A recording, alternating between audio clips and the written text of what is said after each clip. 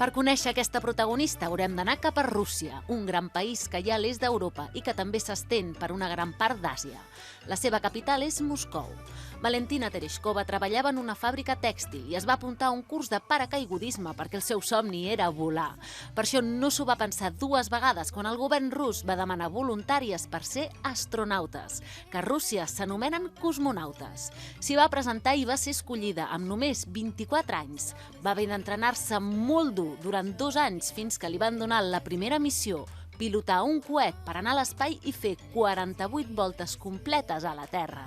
Va ser el juny de 1963, quan tenia 26 anys. Va complir el seu somni de volar més alt que ningú i es va convertir en la primera dona que va viatjar a l'espai. Va ser una autèntica pionera i va obrir el camí per a totes les astronautes que van venir després.